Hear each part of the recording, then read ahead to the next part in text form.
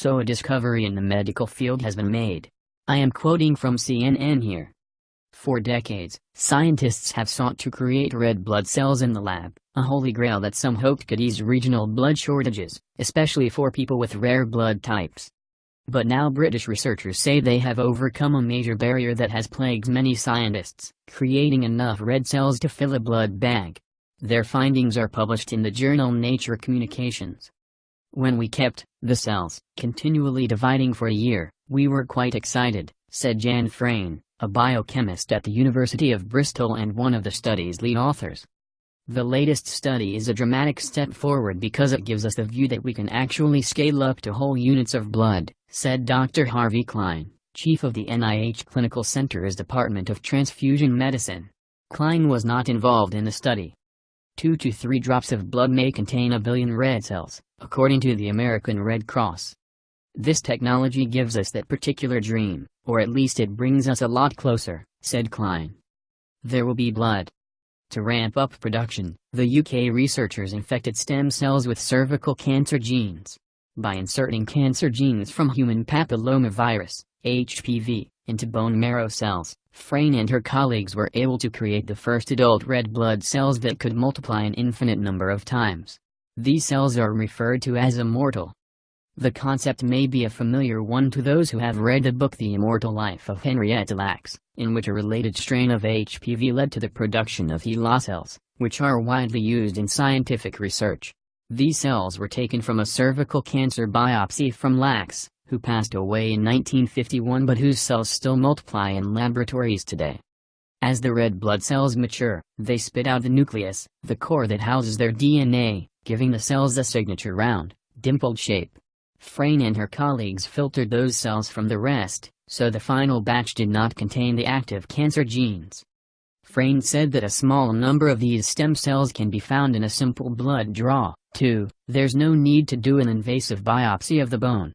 Since her team completed the study last year, she said, they have already created 2 new immortal cell lines this way. It's a brilliant approach, and they seemed to have solved several of the really important bottlenecks, said Dr. Robert Lanza, Chief Scientific Officer at the Astaz Institute for Regenerative Medicine. Lanza is no stranger to the research. He tried to solve the same problem years ago using embryonic stem cells. But his cells didn't eject the nucleus well enough, and fetal blood cells have too tight a grip on oxygen. They are less likely to drop off the oxygen where it needs to go. Eventually, though, he abandoned the research because it's not really commercially viable. First blood.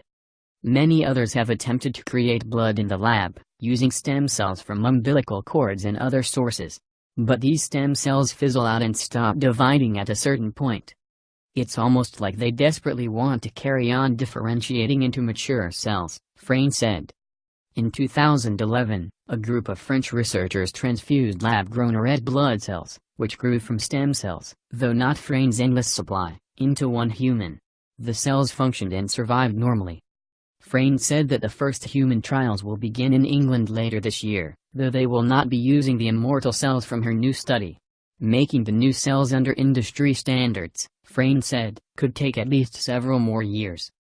A number of other prior studies have sought to create oxygen-carrying liquids without the need for blood cells, but none of them have proved to be widely usable. In fact, a 2008 analysis found that they carried an increased risk of heart attack and death. A blood substitute called Polyheme was famously rejected by the U.S. Food and Drug Administration after 10 patients suffered heart attacks out of 81 who received it. Whole blood contains a lot of other bits and pieces that may not necessarily be grown in a lab, said Lanza, blood clotting platelets, proteins, immune cells and ions like iron. But Lanza also said that the advantage of lab-grown blood is that it avoids common problems for patients who require multiple transfusions over their lifetime, such as those with sickle cell disease. For example, iron, which can be toxic at high concentrations, can accumulate with successive blood bags, which are given during a transfusion. Human blood, though rigorously tested, also carries a very small risk of transmitting disease. And stem cells could be used to create type O cells, fit for nearly any patient. Lanza said. Known as the universal donor, type O is the blood type most often requested by hospitals, but it is frequently in short supply, he said.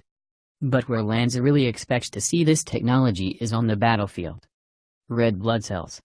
The Department of Defense Technology Research Agency, known as DARPA, has funded similar studies in the past, such as a blood farming study with a medical device company formerly known as Arteriocyte.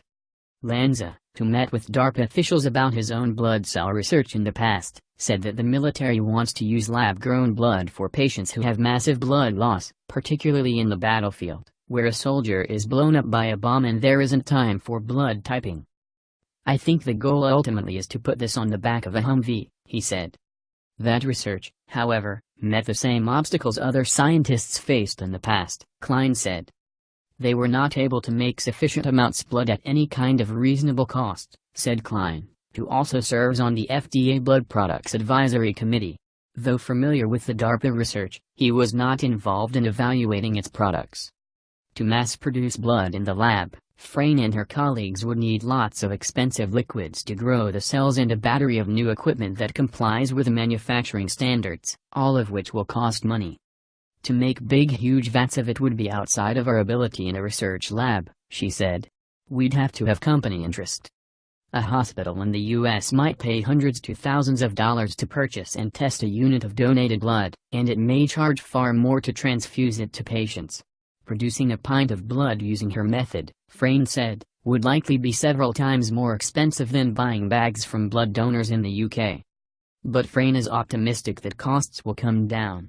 She hopes that lab-grown cells will be shown to last longer, and therefore doctors might need to use less blood less frequently.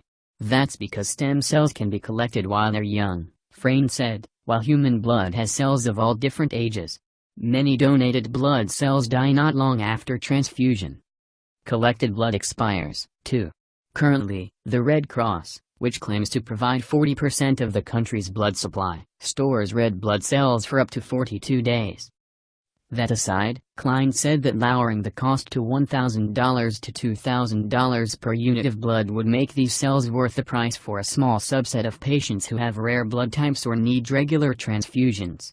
For the typical hospital patient, however, it would probably not be very practical or cost-effective, he said. But it is their willingness to invest money in the research, Klein said, that may have led to the British team's success where the US and other countries have faltered. They have put a great deal of financial muscle behind doing this on a national basis, which we simply haven't seen in the United States, he said, adding that perhaps there was an element of healthy skepticism, in the US, that maybe it will never in our lifetime be practical. I don't share the skepticism, he said. Bad blood? But what about the rogue red cell that slips through the filter with its cancer genes still intact? Lanza calls these cells escapees. When you're dealing with such huge numbers of cells, said Lanza, there may be a few of these cells that would slip in. Frayne said that these cells are highly unlikely to cause any form of blood cancer. The cancer genes are only switched on by a certain antibiotic, and by the time the cells are collected, any remaining nuclei are no longer working. Before blood transfusion, radiation can also be used to destroy any leftover DNA without affecting normal cells, she said. Still, Frayne said, these are all really good points to be raising, and they need to be looked at.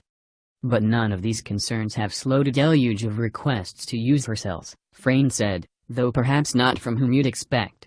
It's not blood banks hoping to capitalize on a new, if untested, method. In fact, it's other researchers who, until now, have not had an unlimited way to study diseases like malaria, which infect red blood cells. That's where all my requests are coming from, she said. Klein, Lanza and Frayne all said lab-grown blood cells are not meant to replace blood donors. To fill a national blood service, or even a single hospital, will require another major leap in the research. They're not going to put the Red Cross out of business, said Lanza. Volunteer blood donations are always going to be the first line of defense, but with this technology, you have a safety net. End of quote. So this is a discovery that will do a lot of good for humanity.